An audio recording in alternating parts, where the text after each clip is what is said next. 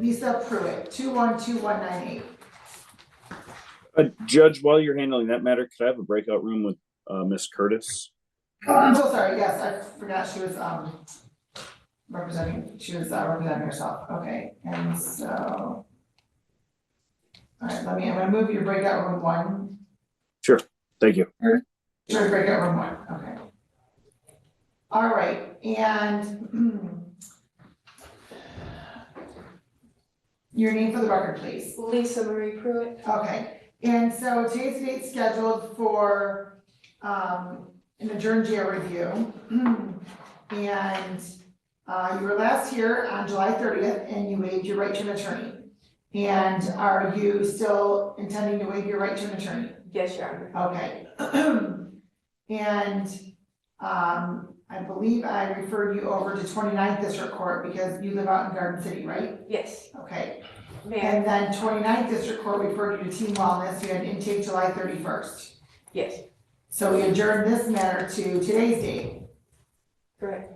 And then you were going to email in regarding a doctor's note. Regarding your inability to test in front of people. And then we adjourned this matter to today's date. You did not provide proof of your intake at Team Wellness. Did you do that? I did it, but I have on my phone, I need the email. When did you do it? I don't remember the exact date. I got like 5 different people with the program. Do you remember the date? I think it was the 10th of August. All right, then you were ordered to participate in random testing. You missed on July 20th and August 10th. And then. Those are Saturdays, right, John? Well, please let me finish. And then you also tested positive for cocaine on July 30th, the same day that you were here in court. That's interesting.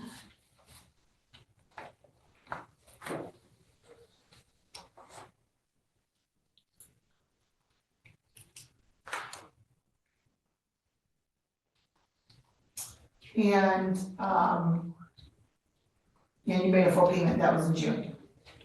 So are you participating in the treatment court in the 29th District Court? Yes, I am. I had my sex evaluation yesterday.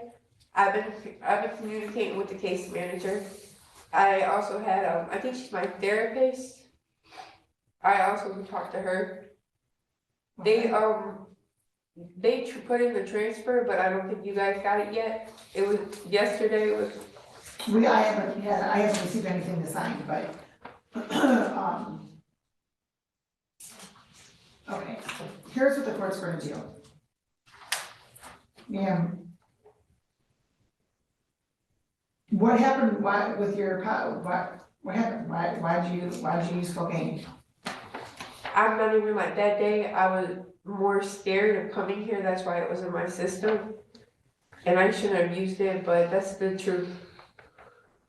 Well, yeah, because I'm pretty sure you said that if I were to test you that day, you're going to be clean. Yes, And so we had you tested and you weren't clean. You weren't honest with the court. So here's what the court's going to do. I understand that you're participating in the program out that way, but what the court's going to do is the court's going to order you to serve your 10 days jail.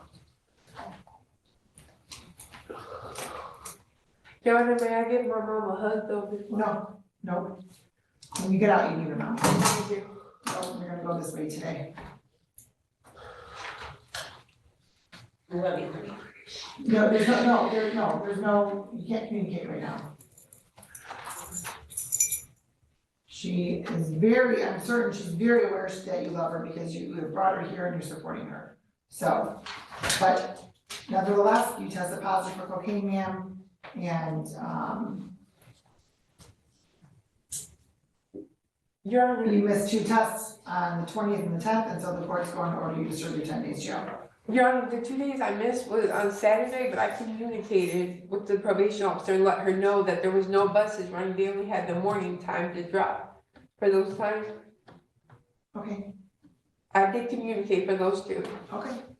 All right, 10 days jail. Thank you. Let's go off the record. Okay, Mr. Blick, good morning. Corey Westmoreland, appearing on behalf of Mr. Jewett. Mr. Jewett, would you please state your full name for the record? Andrew Frederick Jewett. All right, thank you. And so today's the date scheduled for a probation violation. Mr. Jewett's on probation for domestic violence, and then he was arrested last week on August 14th and was in custody in Eaton County. And, counsel? Yes, Your Honor. After speaking with Mr. Jewett, he's here before this honorable court today for a violation of probation. After speaking with him, he is prepared to enter a guilty plea and waive any sort of contested hearing.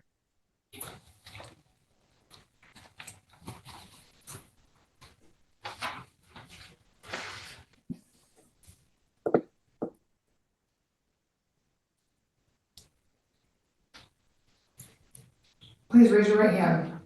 You solemnly swear from the testimony about to give in this matter be the truth, the whole truth, and nothing but the truth. Yes, ma'am.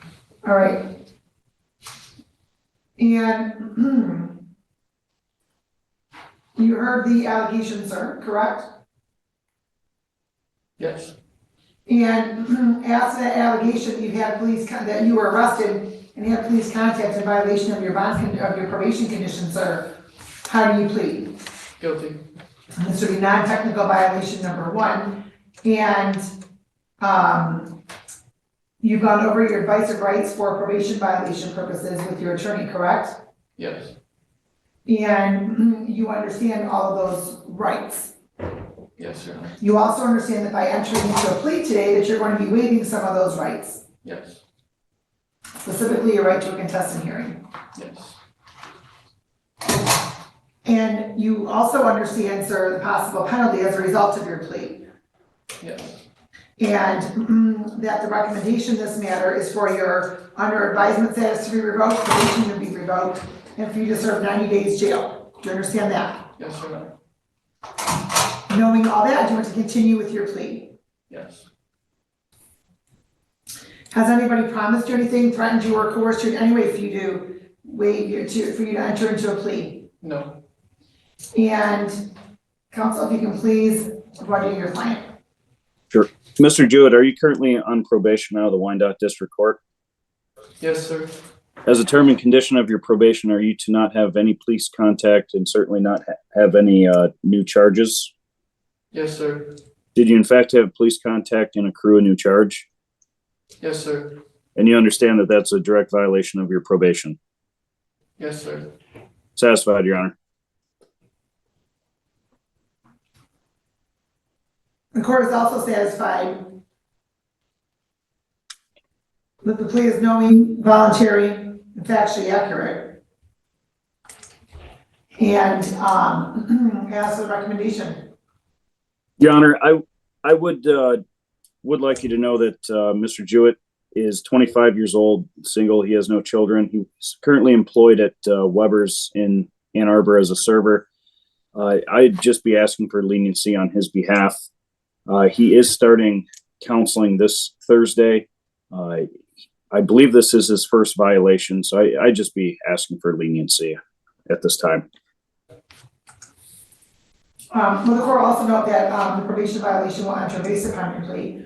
Is this, I'm just trying to remember, is this the individual where she said she was pregnant as possible? It could have been your child, but then it didn't matter if it was your child or not, or? Yes, Your Honor. She's still pregnant. Okay. All right, I just want to make sure I was keeping it straight in my head. And, yeah, so sir, I thought you had a pretty high bond when you were in custody. Did the bond get posted? Yes. Or were the charges dismissed, or what? No, my bond was posted. What was your bond? It was $25,000. All right, well,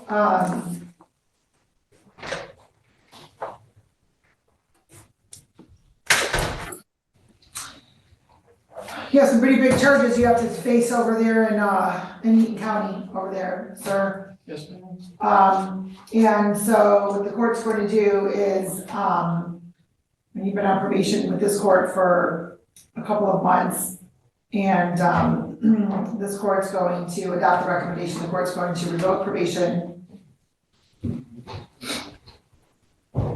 revoke under advisement status,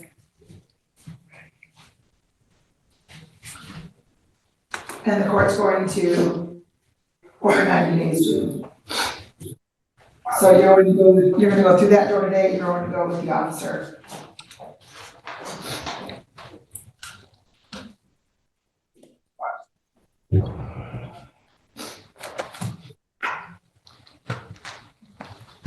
Good luck to you, sir.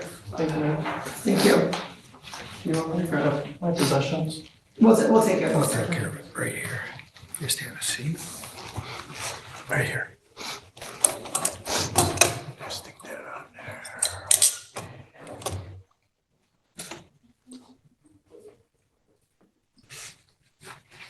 Right in front. Yeah, just sit in.